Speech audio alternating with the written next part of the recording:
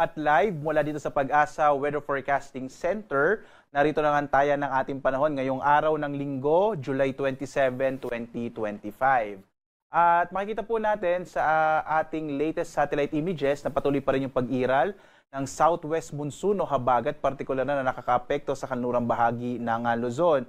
Samantala, meron pa rin po tayong tatlong mga weather system po. Yung una, yung low pressure area, nandito naman sa may bahagi ng labas na po ng Philippine Area of Responsibility. Ito yung dating bagyong si Dante, no? Na huling namatahan 690 kilometers north-northwest. Ito po siya, no? Sa may area ng north-northwest ng Itbayat sa Batanes. Nakita po natin, ibig sabihin ng kulay green na kulay dito ay malita yung chance na ito pa ay lumakas at inaasahan na malulusaw na ito sa mga susunod na oras. Samantala, yung bagyong Emong na may international name na Komay, ay ibig sabihin po pala ng Komay, ito po ay isang uri ng damo doon naman sa may Vietnam. So, Vietnam po yung nagbigay ng international name na Komay. Ay huling namatan 875 kilometers northeast na extreme northern Luzon. So, ito po nga si Komay or Emong po, nung nasa loob siya ng PAR, inaasahan na rin natin malulusaw sa mga susunod na araw.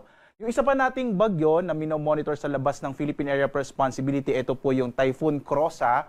Yung Krosa, ito po ay tagak sa Cambodia. So Cambodia naman yung nag-contribute po ng international name na Krosa. Huling namatan may 2,400 km east ng Northern Luzon. Hindi natin ito inaasahang papasok ng Philippine Area of Responsibility at tuloy ang lalayo sa ating bansa. So makikita po natin sa ngayon wala namang low pressure area sa loob ng Philippine Area of Responsibility. At mga kababayan, base po sa mga pinakahuling datos natin, medyo maliit na yung chance ang magkaroon tayo ng bagyo sa mga susunod na araw po. Pero magpapatuloy pa rin ang southwest monsoon o habagat na makakaapektong lalong-lalo na sa may kanlurang bahagi ng Luzon. Ang iba pang bahagi ng ating bansa, yung Visayas at Mindanao, makararanas naman generally fair weather po, pero posible pa rin yung mga isolated o pulupulong pag-ulan, pagkilat, pagkulog sa hapon hanggang sa gabi. Ang lalabing bahagi naman ng Luzon, makararanas naman po ng medyo maulap na kalangitan na may mga kalat-kalat na mga pag-ulan, pagkidlat, pagkulog. So ito po naglabas tayo, unahin po muna natin yung ating rainfall advisory.